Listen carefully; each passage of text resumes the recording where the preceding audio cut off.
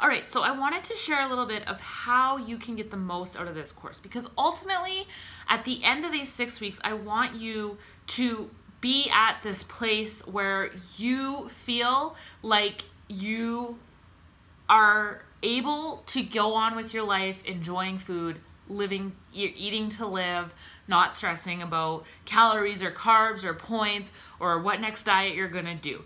That's my end goal with this. So for you to get the most out of this next 6 weeks, the first thing is I do keep referring to this course as a 6-week course, and that's because there are 6 modules, and I recommend taking it 1 module per week at a time, because there's going to be a lot of information in here for you to absorb.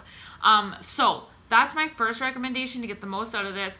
Don't space it out any more than that. I feel like if you space out any more than that, you're going to kind of forget some of the stuff and you're going to kind of lose momentum. I think that 1 course or 1 module per week is a great pace, and don't jam more than that into 1 week, because it'll be way too much and you won't be absorbing it all.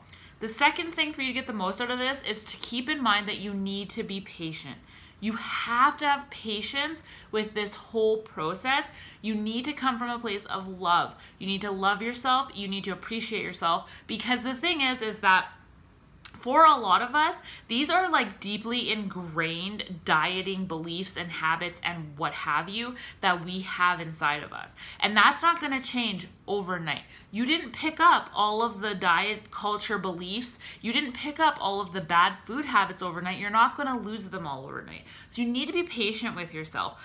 Throughout this course, it's really from a place of you are going to be becoming a witness to your habits and figuring out where they're coming from, what's the root cause, and then working your way through that. Okay? So you need to have patience with yourself.